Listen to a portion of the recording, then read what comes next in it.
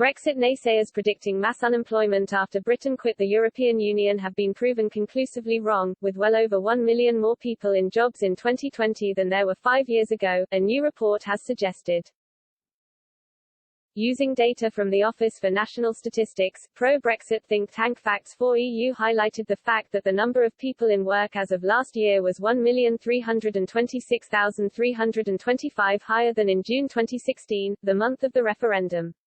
As of February 2020, prior to the onset of the pandemic, the figure stood at more than 33 million. Additionally, the average wage packet also increased, from £1,652 per month in 2016 to £1,838 per month in February of last year, a rise of £186 per month, or 11.3%.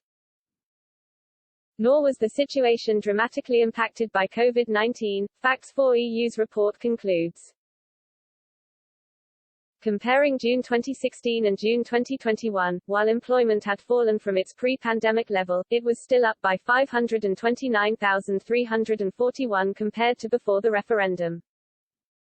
Average monthly wages also continued to rise, up by £315 per month, 19.1%, compared with 5 years ago.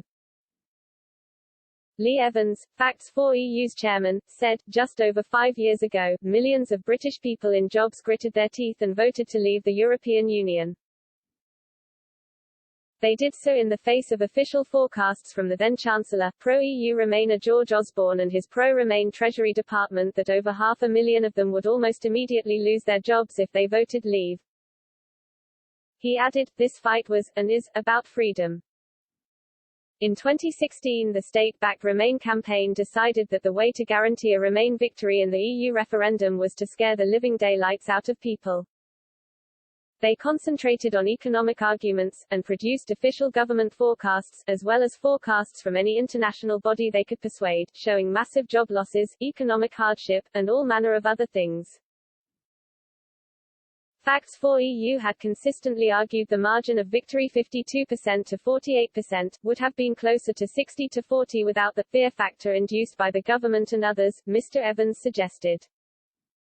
Mr. Evans said, as it was, the Remain campaign failed to realize that for a great many people the key issue was sovereignty and the ability to act as a free and independent country again. A country with its own laws, border controls, taxes, foreign policy, and social policies. A sufficient number of people looked at the government's dire forecasts of economic Armageddon if they voted leave and in true British bulldog fashion said, we want our freedom, no matter the cost. Mr. Evans explained, Facts4EU.org has once again put to the sword the absurd and apocalyptic threats from David Cameron, George Osborne, and the entire UK and global establishment which were lined up to intimidate the British people. In Brexit Britain, jobs are up, wages are up, and the majority of the country is now looking ahead to a bright future. Surely it really is now time for the dwindling, but highly vocal, number of pro-EU politicians and campaigners to stop putting down their own country and apply their energies to something positive instead? And is it not time for some of the worst propagandists for the EU to apologize for misleading the British public in such an egregious way?